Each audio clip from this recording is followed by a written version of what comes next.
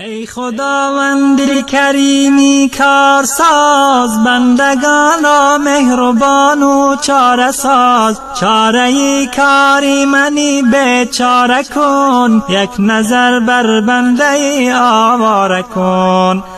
گشتم رسوا از این شرمندگی، شرم دارم ندارم بندگی. بنده غافل به درگاه آمده، مجرم و عاصی در شاه آمده. رفت عمرم از پی نفس و هوا، شد تباه حالم خدایا رهنما.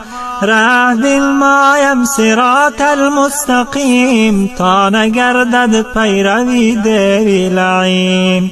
گر نباشی دستگیرم ای خدا، میبرد شیطان مرا دامی بلا. ای خدا حافظ ایمانم تویی، از شر شیطان نگهبانم تویی. غیر درگاهت ندارم پشتبان، ای خداوند کریم و مهربان. جمله مؤمن را خدایا کن نظر، رحم داری بر یتیم و بی پدر. عاجز و مسکین و محتاج و گدا، در فغان گویند هر دم ای خدا. جمله رو بر درگهت آورده اند، چون که عاجز و حقیر و بنده اند. آن که دارد کبر و عجب و فخر و کین، گشته است او پیروی دیوی لعین. لطف کن بر بندگانت ای خدا، ما گنهکاریم و تو غمخوار ما. رحم کن بر حال زاری بندگان، ای خداوندی رحیم و غیب دان.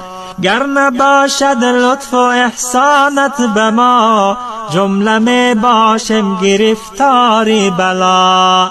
از هجوم حرص و نفس و شهوتم، صد دریغا دایما در غفلتم. می خورم افسوس به درگاه احد، از دل ناپاک گناهی بی عدد. رو به درگاه تو آوردم کنون، گرچه باشم شیخ و شاب و ذوفنون.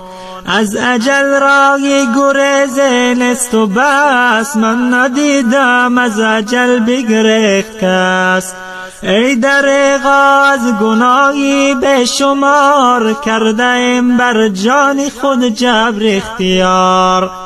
ما به جانی خود ستم خود کرده ایم، زین سبب نزد خدا شرمنده ایم.